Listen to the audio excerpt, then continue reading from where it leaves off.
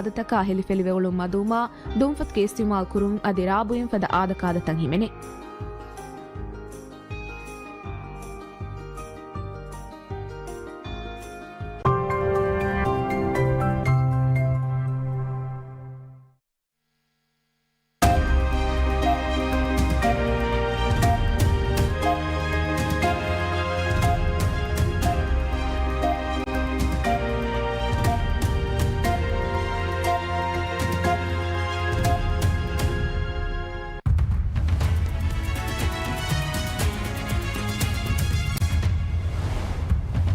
Making headlines. Foreign Ministry says they are closely monitoring ongoing crisis in Pakistan and remains in touch with Maldivians in the country to ensure their safety. MNDF assists Sri Lankan fishing vessel drifting west of Addu city due to an engine failure. STO signs agreement with India's Hindustan Latex Life Care to address medicine shortages.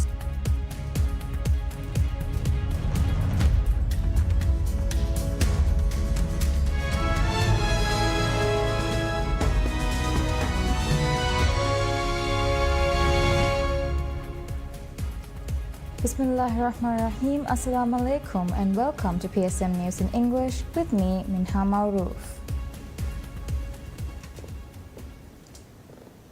Ministry of Foreign Affairs reveals that Maldives High Commission in Pakistan has been in touch with Maldivians in Pakistan and is continuing to monitor developments closely amid the ongoing conflict with neighbors India. Nearly 50 people have perished, mainly in Pakistan, since India launched airstrikes on Wednesday targeting terrorist camps and sparking the worst clashes between the neighbors in decades. Pakistan has largely closed its airspace for commercial flights as major airlines operating in the region have either rerouted or cancelled hundreds of flights. The Maldivian Foreign Ministry in a statement said the High Commission of Maldives in Pakistan has been in touch with Maldivian students and is doing everything it can to ensure their safety and well-being. The statement comes amid concerned families of some students seeking the government's assistance in bringing them home. The ministry assured that if the situation in Pakistan deteriorates further, it will provide assistance to Maldivians in Pakistan, adding that educational institutions and offices in Pakistan remain open and the situation on the ground is presently normal. The ministry has urged Maldivians in Pakistan to comply with local laws and instructions of the Pakistani government. Any Maldivian in Pakistan in need of assistance has been instructed to contact the hotline of either the High Commission or the ministry directly. The strikes on Wednesday came 2 weeks after New Delhi blamed Islamabad for backing an attack on tourists in the Indian-administered side of disputed Kashmir, a charge Pakistan denies. The arch rivals have since exchanged drones and missiles, as well as artillery fire across their contested border in Kashmir. The violence has raised fears of a wider conflict between the neighbors. The Maldives National Defence Force (MNDF) has launched an assistance operation following reports of a Sri Lankan fishing vessel drifting west of Addu city due to an engine failure. The MNDF Coast Guard is actively monitoring the situation and providing support to the distressed boat. According to the MNDF, the vessel is currently positioned approximately 7 nautical miles west of Hitadu and is reportedly drifting towards the Hitadu coastline. The fishing boat is described as having a green and blue paint scheme. According to the MNDF, information relayed from the vessel confirms that the crew members remain in good health despite the mechanical failure. The MNDF has assured that measures are underway to assist the stranded vessel.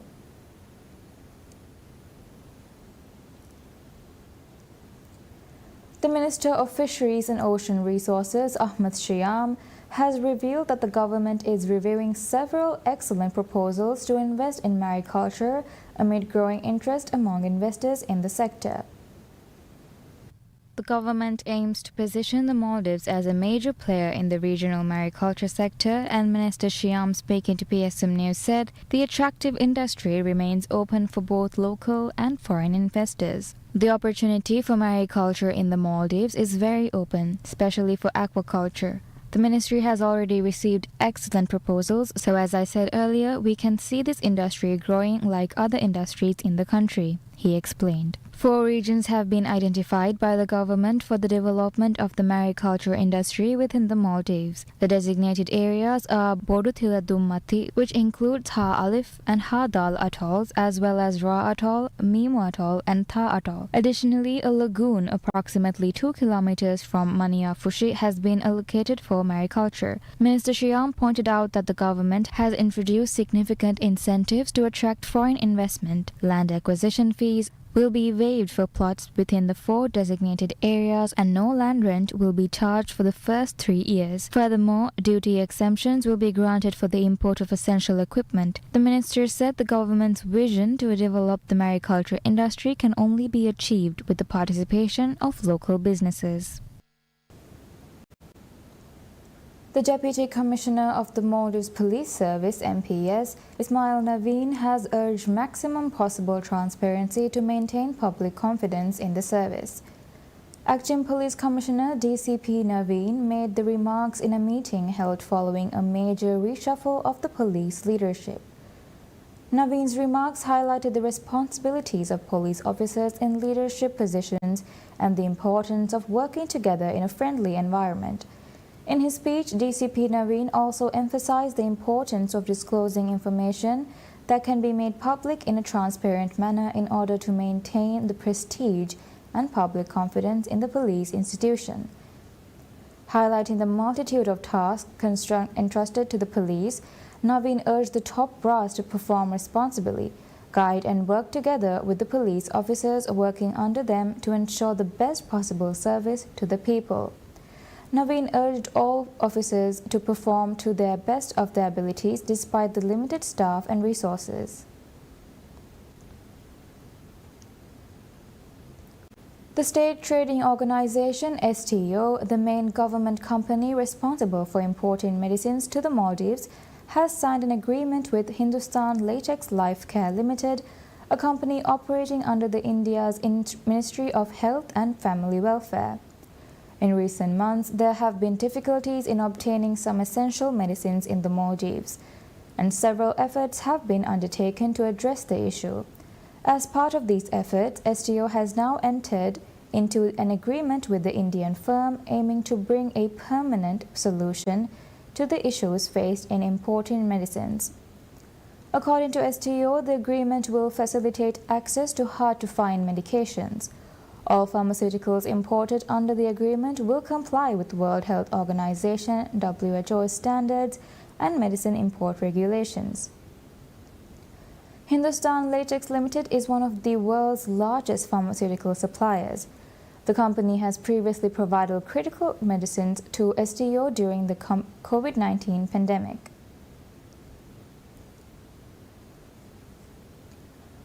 Ministry of Finance and Planning says that the government has maintained its commitment to the fiscal reform measures by keeping state expenditure down by 21.3% by the end of April.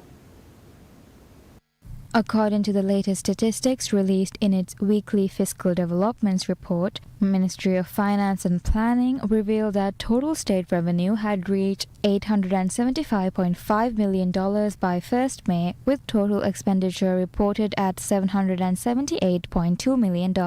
Of the total expenditure estimated in the approved budget for this year, the government has spent just 24.3% by the end of the first 4 months. The ministry said total government expenditure has declined by 21.3% compared to the same period last year, as the government's efforts to strengthen fiscal policy have been implemented during the year. Amid the government's plan to prioritize the implementation of public sector investment programs, PSIP, capital expenditure has decreased by 75.8% compared to the same period last year. Along with other cost-cutting efforts, transportation costs fell 21.8% and operating costs fell by 8.6%, while recurrent expenditure is down by 3.3%, the ministry said. However, the ministry noted that the expenditure on wages and pension increased by 7.5% compared to the same period last year due to the pay hike of security forces personnel as part of pay harmonization initiative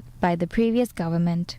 Tax revenue accounted for 78% of total revenue despite a decline compared to the same period last year. The main reason behind the decline is down to some banks having paid some of the bank profit tax due this year in advance last year. However, with the growth of the tourism sector and the recent tax hikes, the state revenue from taxes related to tourism has registered an increase. According to the figures, non-tax revenue so far this year increased 32.3% over the same period last year. Resort land rentals accounted for 20.1% for the revenue, the ministry said. The government has secured 34% of the total revenue and grants earmarked in the budget approved by the parliament in the first 4 months of this year.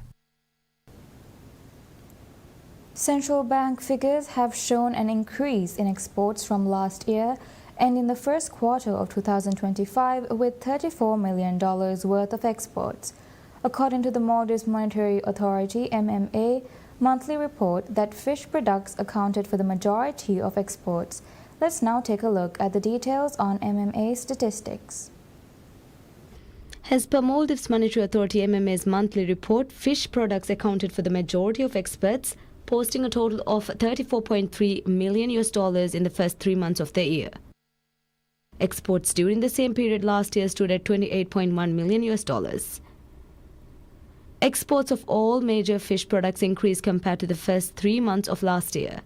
Maldives exported 21,599 metric tons of fish in the first 3 months of this year in comparison to 14,259 metric tons during the same period last year, registering a 51% increase. The figures showed that Maldives exported 19,674 metric tons of frozen fish products during the period, which is an increase of 64.9% compared to 11,939 metric tons exported during the same period last year. However, the volume of canned and pouched fish exports have declined. Exports in the first 3 months of this year stood at 1,333 metric tons. Last year, the figure stood at 1,882 metric tons, which is a 29.2% decrease. The increase in exports has coincided with the evident improvement of country's fishing industry. According to state-owned Maldives Industrial Fisheries Company Limited, the number of fishing vessels heading into sea continues to increase. Last week, 378 fishing boats had sold their catch to MIFCO compared to 361 in the previous week.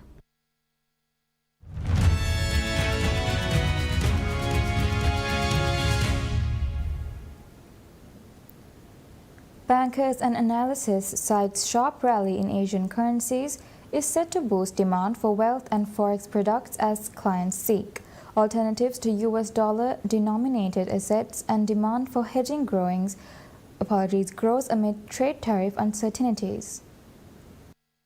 The rally in the currencies since last week, starting with the Taiwan dollar and spreading outwards to those of China, Hong Kong, Malaysia, Singapore and South Korea, sounds a warning for the greenback and is seen as an Asian crisis in reverse.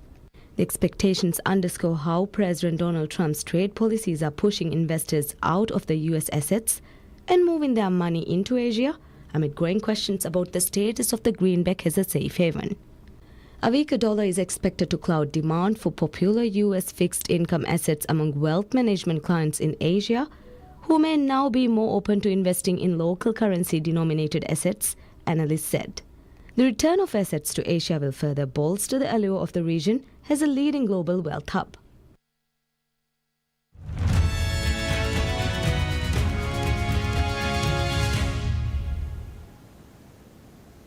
Turkish President Tayyip Erdogan said that Turkey is concerned about the tensions between Pakistan and India turning into an active conflict. Speaking during a press conference with Iraqi Prime Minister Mohammed Shia al-Sudani, Erdogan said that he had spoken to Pakistani Prime Minister Shehbaz Sharif, adding that Turkey is seeking to open channels of dialogue and reduce the tension. Pakistan and India accuse each other of launching drone attacks on Thursday, and Islamabad's defense minister said further retaliation was increasingly certain on the second day of major clashes between the nuclear-armed neighbors. Thursday's reported exchanges came a day after India said it hit 9 terrorist infrastructure sites in Pakistan in retaliation for what it says was a deadly Islamabad-backed attack in Indian Kashmir on April 22nd. World powers from the US to Russia and China have called for calm in one of the world's most dangerous and most populated nuclear flashpoint regions. U.S. Ambassador to Israel Mike Huckabee said in a press conference that Israel will not be involved in Gaza aid distribution but will take part in providing security. Israel has been imposing an aid blockade on the enclave since March. Huckabee said the supply of aid was not dependent on reaching a ceasefire. Meanwhile, the United Nations Office for the Coordination of Humanitarian Affairs, OCHA, in Gaza said on May 5th that Israel's proposed aid plan for the enclave contravenes humanitarian principles and puts civilians at risk. OCHA warned that the humanitarian situation in the Strip is worsening as Israel's aid blockade enters its 9th week. After a truce between Israel and Hamas collapsed, trucks lined up in front of Egypt's Rafah border crossing on March 2nd, 2025 after Israel blocked the entry of aid into Gaza. Truck drivers carrying food supplies said they were not allowed to cross the border and were not given any reasons. The head of OCHA in Gaza warned the coming days will be critical under a total blockade as UNRWA warehouses stand empty on food, including flour. Germany's new Chancellor Friedrich Merz said that Europe supports President Donald Trump's plans for a 30-day ceasefire between Russia and Ukraine. Merz, during a visit to Brussels, said that both the EU and the US are prepared to heighten sanctions pressure on Moscow if it does not take peace talks seriously. Speaking on his first visit to the European institutions since being appointed, Merz added that the EU and US would continue to support Ukraine, upping their provision if necessary, though he said Germany continued to oppose joint EU debt to finance defense spending.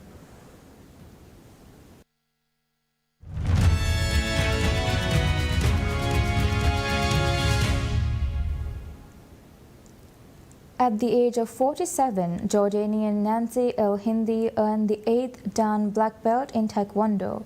She said she is the first woman in the Arab world, the Middle East, and North Africa to achieve this result.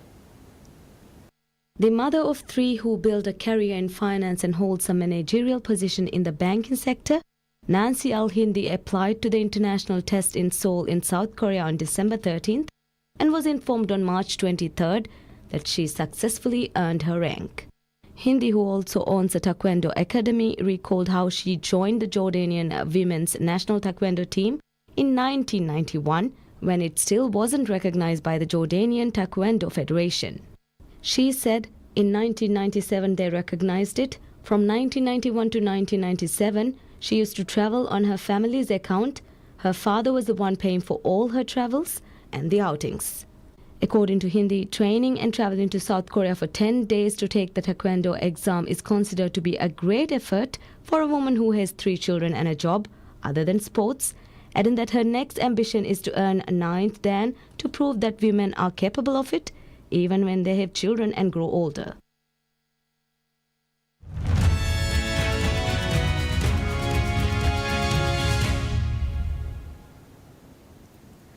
Turkey is set to begin restoration and reinforcement work on the dome of the Hagia Sophia, marking one of the biggest repair efforts on the 1486-year-old structure. Hagia Sophia was a cathedral for 900 years until its capture by Ottoman Sultan Mehmed the Conqueror in 1453, after which it was one of Islam's most exalted mosques for nearly another 500 years. The building was converted to a museum more than 70 years ago, but turned back into a mosque by President Recep Tayyip Erdogan in 2020. Asnubilban Yalchin, a Byzantine art historian, said that the process will be difficult and will open an important page in the Book of Hagia Sophia. She added that the restoration on other parts of the structure have been ongoing for 10 years.